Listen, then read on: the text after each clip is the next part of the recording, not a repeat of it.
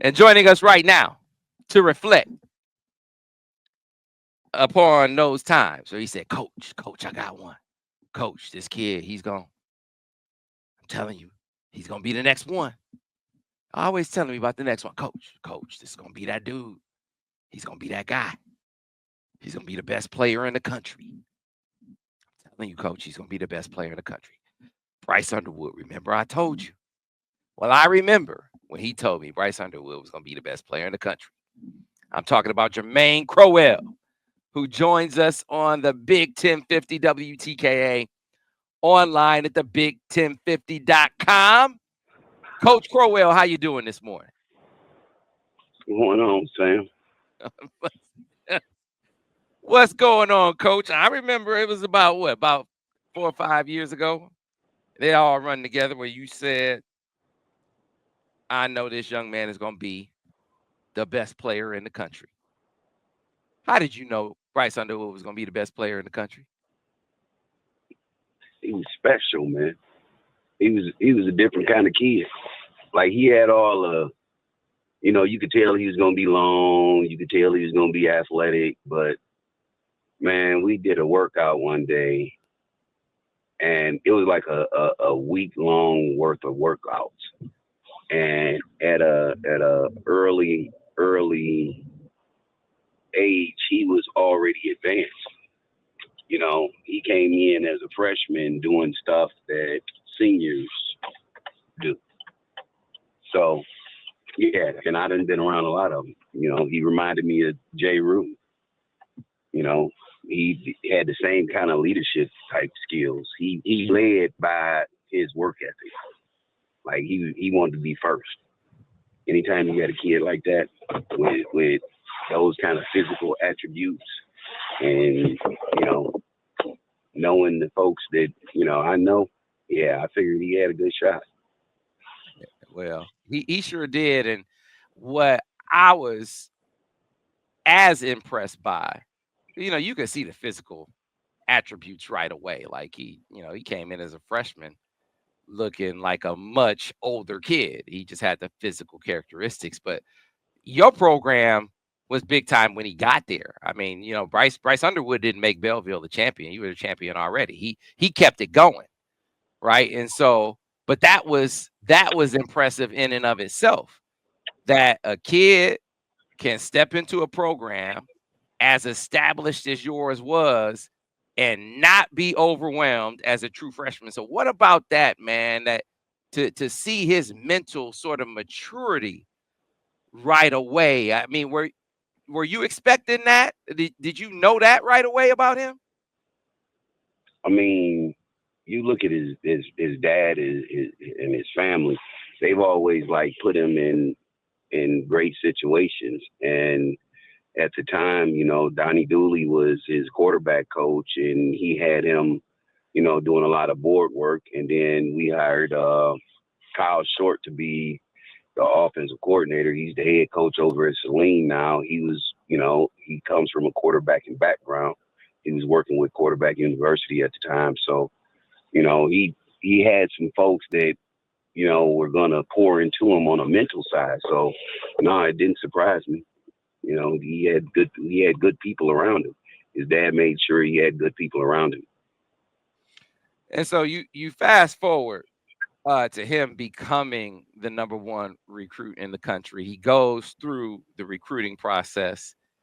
He commits to LSU, and you get this whirlwind, this recruiting storm that winds up happening, and Michigan gets in this mix. Your perspective on all of that, man, and how it all unfolded. What are your thoughts on how Michigan was able to pull this off, and how he fits at Michigan, and what was your perspective on all of that as it unfolded?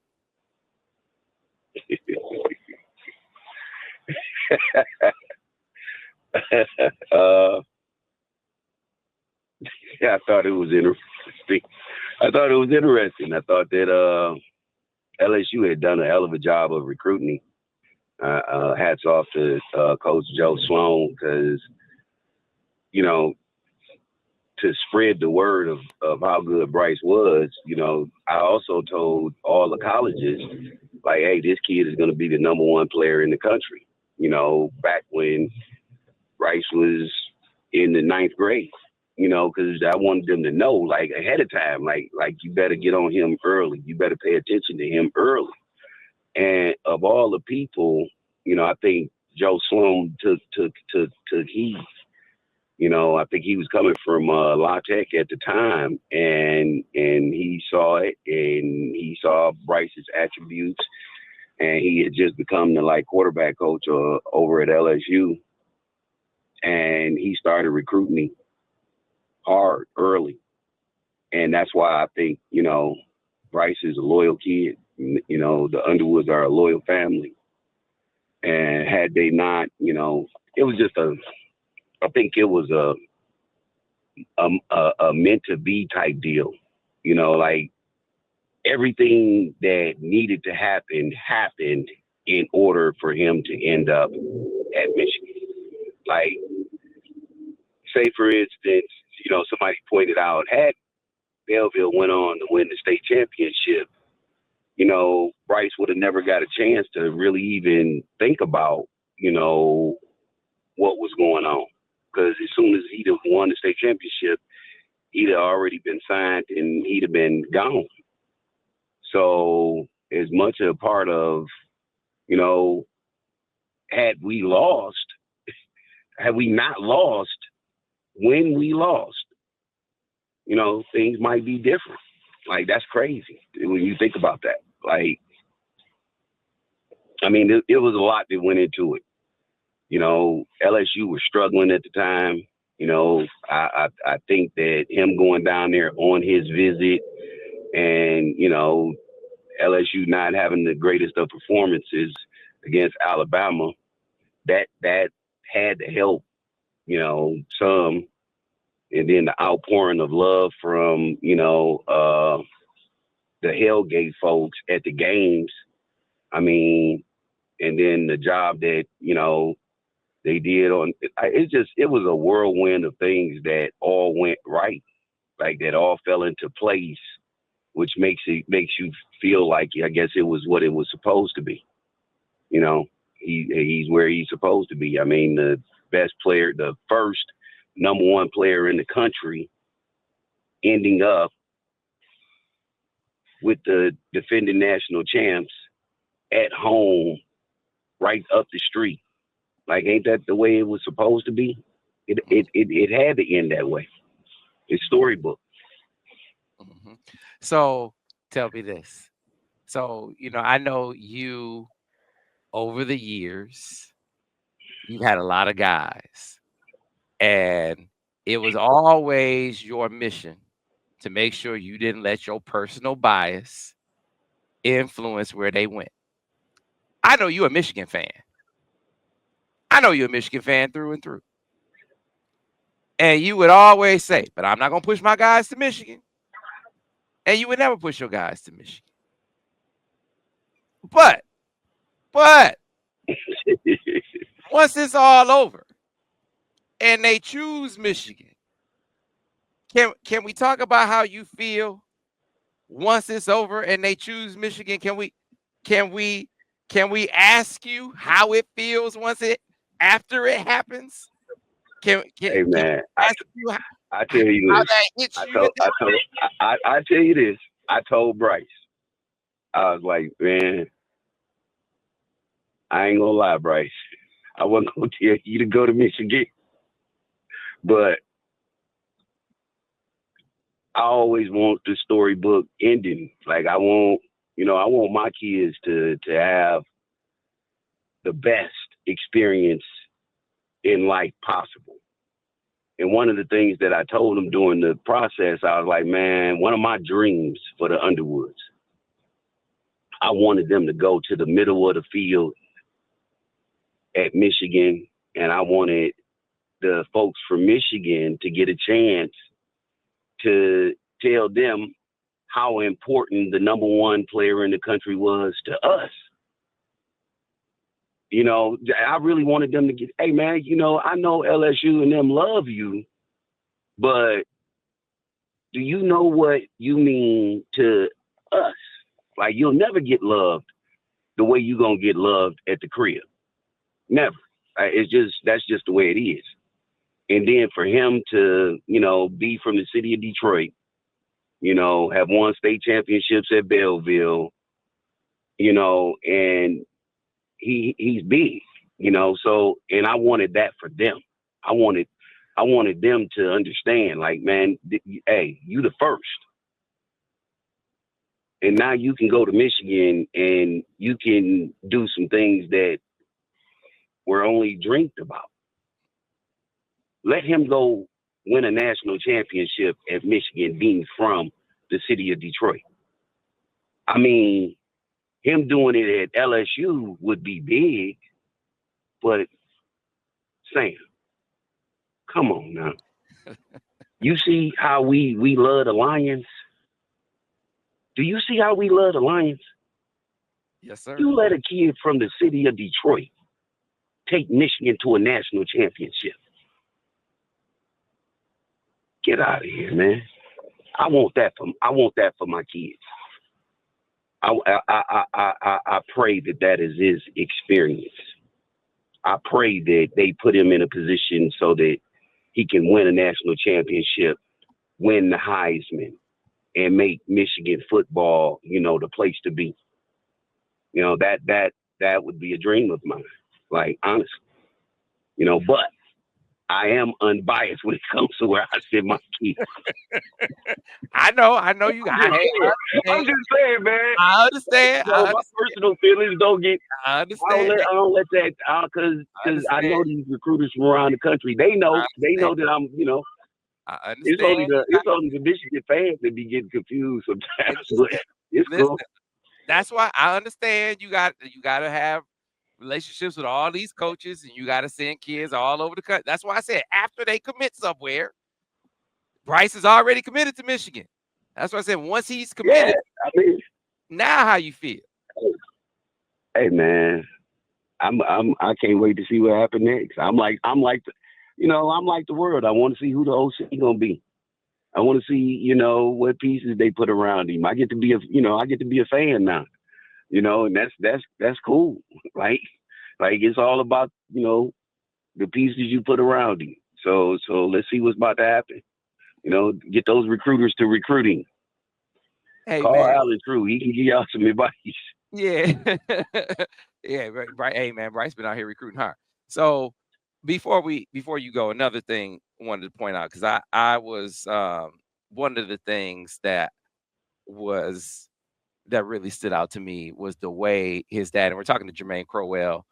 He was the first one, a former coach of Belleville, was the first one to tell me that this is going to be the best player in the country. This is before Bryce played a high school game. Like, I got an 8th grade. This is about to be the one. Come on, Sam. I got one. Coach. Now, he didn't say Sam because he said coach. I got one. All right. I'm about to watch for it. But watching his dad, Jaquan, he said, listen, yeah, he's, top quarterback, all that. But that's my son.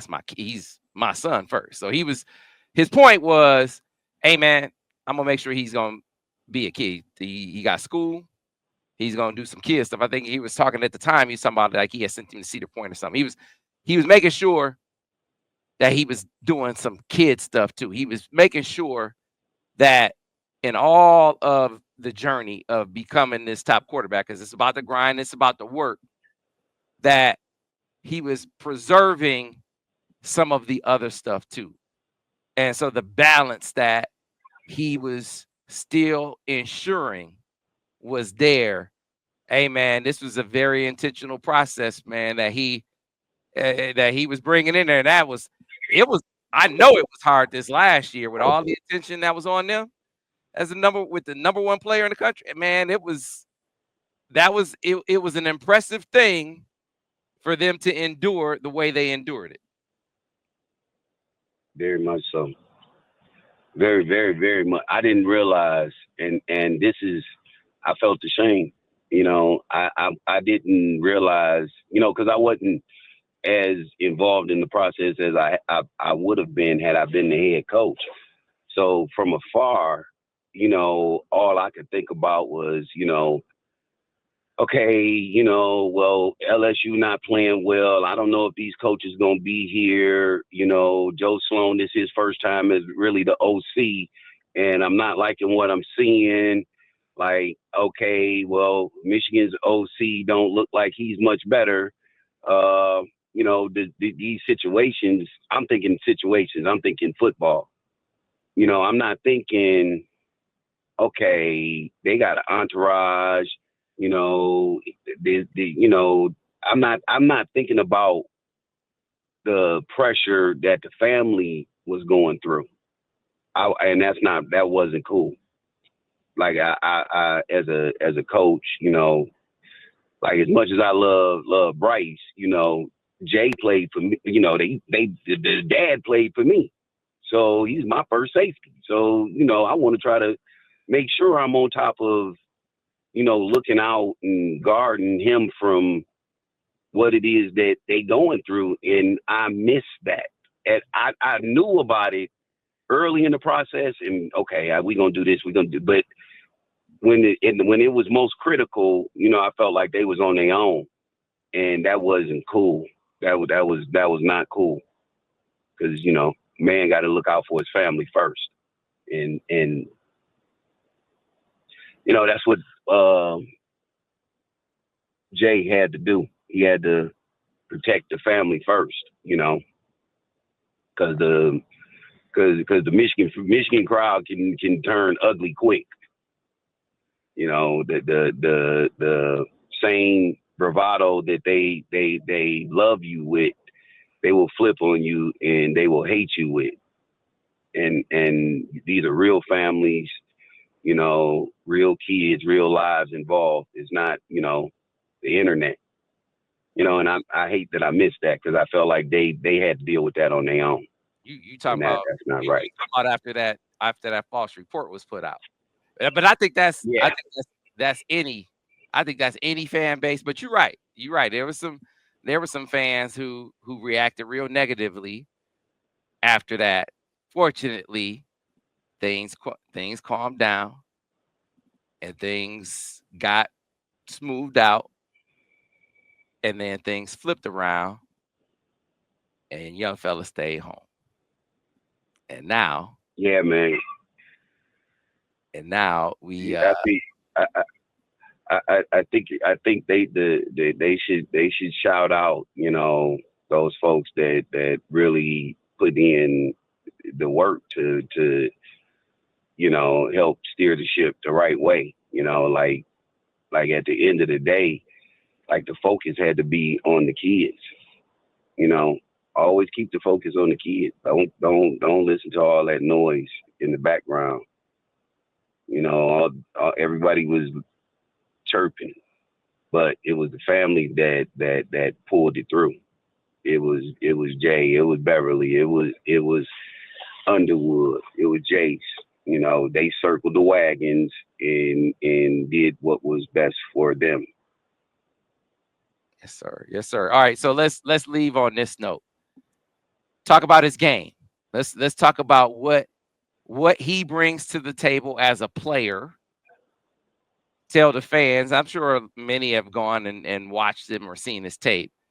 But for those who haven't, the few, what are what are our Michigan fans gonna see? What are they getting in number 19? I mean, a superior athlete. I mean, Bryce can play. It remind me of like a young kind of Cam. Cam Newton was the kind of guy that could play multiple positions in the NFL. Like if you ever just meet Cam Newton is a physically imposing individual. Like you look at him, you say he could play quarterback, he could play tight end, he could play D end, he could probably play receiver. Well, Bryce like that.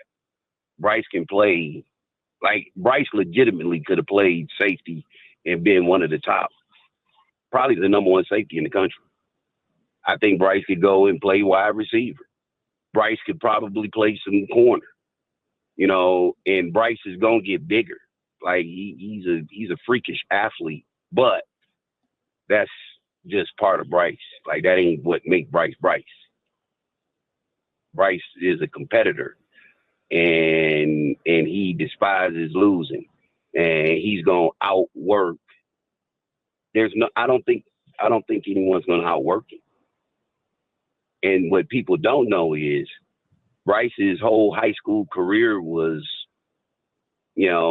filtered with coaching changes, different offensive coordinators, different offenses. I mean, the kid probably went through like 5 different offenses in 4 years, maybe more.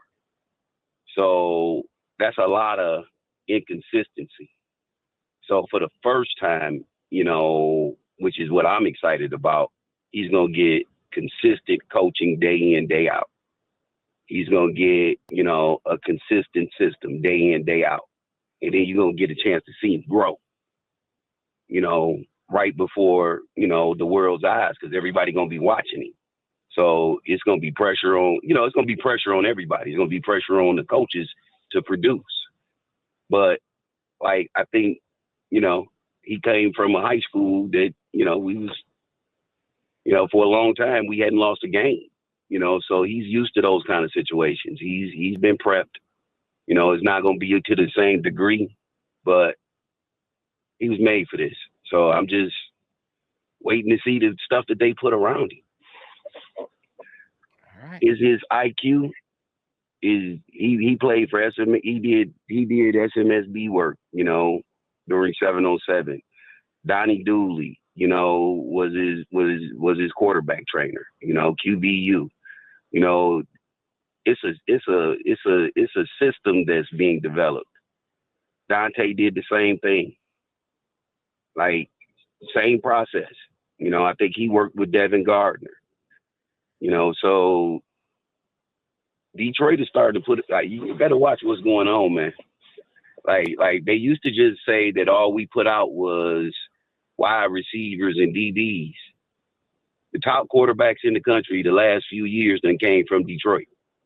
So I want to shout that out to Sound Mind, Sound Body. I want to shout out Donnie Dooley. I want to shout out Devin Gardner. I want to shout out all the people that's really reaching back into Detroit and maximizing the youth and promoting it in the right way. You're doing a hell of a job. Absolutely, my friend. Well, appreciate you making the time for me on short notice. That is big time. I appreciate that. And like I said, I know you can't outwardly show your maize and blue allegiance, but I know you cheering on the inside, my brother. I know you cheering on the inside. So thanks a lot for your time, and I'll talk to you again soon. All right. All right, thanks a lot. That's Jermaine Crowell. That was Bryce Underwood's first high school coach.